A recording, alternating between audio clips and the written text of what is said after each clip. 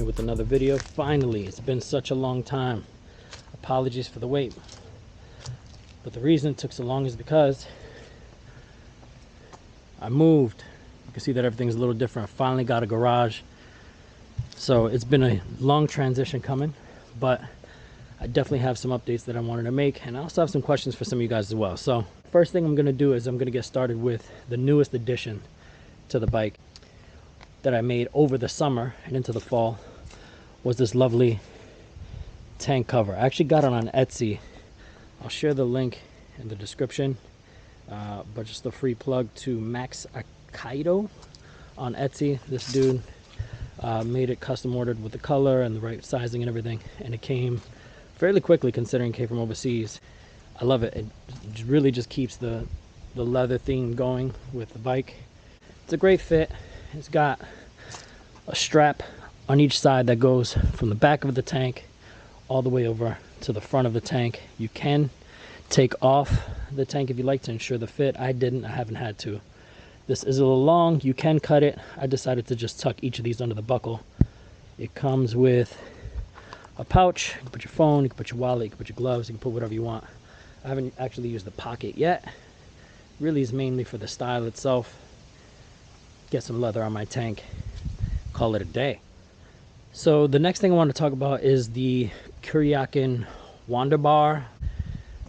Point is, I did a video showing you guys the sound on highway speeds. Unfortunately, my mic was not totally connected, so I have a whole video with no audio, which kind of defeats the purpose. But if I don't get it this year, I'll definitely make sure that I'll have it ready at the beginning of next season.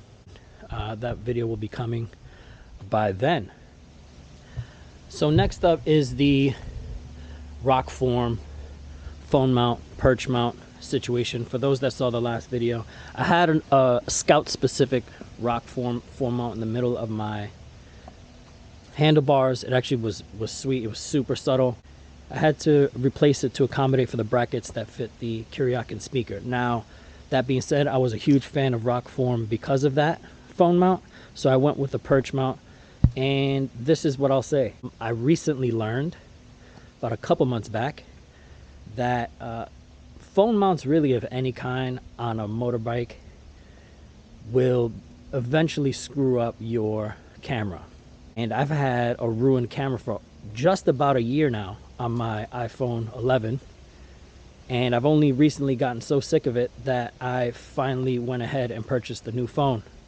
But thank you to Freeze00, I believe it is, who commented on one of my videos. I only learned shortly before he reached out, and he was nice enough to sort of try to warn me. So anyone looking to add a phone mount of any kind, make sure that you have either a beater or it's a phone you don't care about. Chances are it will ruin the phone camera that you have. And basically what will happen to it is that your camera itself won't be able to focus. You'll probably hear this rattling noise. It's terrible. So buy with caution.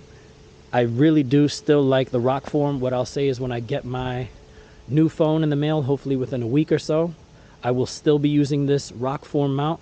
I will use my old phone as my GPS for Waze, for Google Maps, whatever. Since the camera's already ruined, I will not be placing my new camera there. So just a heads up to those looking at either this mount or really any mount on their bike. Finally, I wanted to touch on the sliders. One of my more recent videos, I told you guys about the rear sliders from Dean Speed. Again, they're nice enough that they are pretty subtle on the bike. You don't really notice them unless you're looking for them. So I can't speak to the quality because I haven't laid my bike down, thank God. So hopefully I never have an opportunity to do that. But there were a couple of other questions. One being, do you need to put the bike on a lift? You do, because these attach at the mounting points of your rear shocks. You will need to lift the bike because the wheel will drop, and you want to make sure that you are leveling it perfectly back on. So keep that in mind. If you plan on installing yourself, you will need a bike lift. Same for this side, at least at the top mounting point of the shock. For those that remember, this really didn't fit with the pipe situation that I got back here, so I had to put it over here. So this is the only one that wouldn't have required me to lift the bike, but it was already up in the air, and there it is. Because I installed the rear sliders, you may have noticed that I got a smaller bag from Long Ride. Again, I'm a Long Ride fanboy. Their bags just look super rugged and vintage, but they have a great quality to them. So I've always had a smaller one, and then I had the larger one on this side. The smaller one was great because of the pipes on this side, but the reason why I sort of went more symmetrical with it was because of this rear slider. I didn't want the bag awkwardly getting situated on here and sort of warping and weirding out. So that being said, I will say that the larger bag especially was really difficult to mount. It had to be mounted in such a particular way that that would keep it from rubbing on the belt. So what I ended up doing to prevent the Long Ride bags from hitting the belt or the rear disc brake on the other side was I got a couple of Saddlebag rollers from Custom Spain. It ended up doing the job. You see here, Custom Spain. It mounts here and it goes down, and then it situates right in the middle of the bag. So no matter what, it's not going to touch that thing.